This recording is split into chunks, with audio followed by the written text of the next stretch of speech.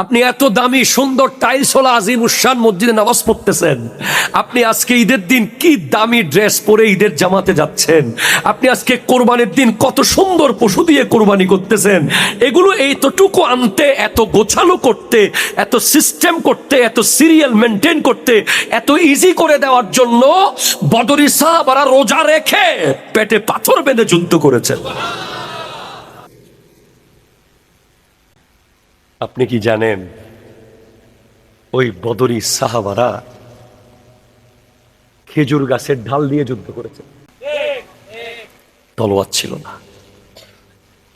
ওই বদরের যুদ্ধে আমার নবী সিজদায় গিয়ে কান্না করেছেন, আল্লাহুম্মা আনশুদুকা আহদাকা ওয়া ওয়া'দাকা আল্লাহুম্মা ইন শি'তা লাম তু'বাদ বা'দাল ইয়াওম ফাআখাযা আবু বকরিন বিয়াদি ফাকালা হাসবুকাল্লাহু। আল্লাহু আকবার, জোরে বলেন।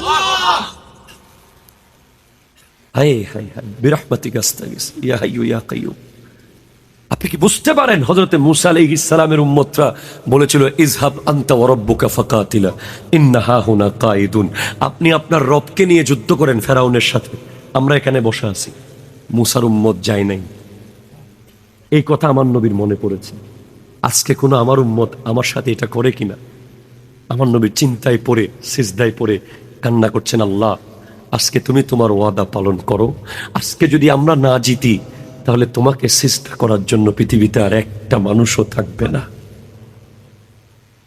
তখন সিদ্দিক আকবর আমার নবীর হাত ধরে, হাত মোবারক ধরে বলে, ইয়া রাসূলুল্লাহ, আপনার জন্য আল্লাহ যথেষ্ট আছে, আপনি কান্না করবেন না। সিদ্দিক আকবর এমন ভাষণ দিলেন যে বলে, আপনার জন্য তরঙ্গ বিক্ষুব্ধ সাগরে ঝাঁপ দিতে প্রস্তুত আছি, আপনার জন্য জ্বলন্ত আগুনে ঝাঁপ দিতে প্রস্তুত আছি ইয়া রাসূলুল্লাহ। আপনার ডানে বামে সামনে পিছে আমরা যুদ্ধ করব, আপনার জিসিম মুবারকে একটা টাচ লাগতে দেব না, আপনার জন্য আমরা জীবন দিতে প্রস্তুত আছি ইয়া রাসূলুল্লাহ।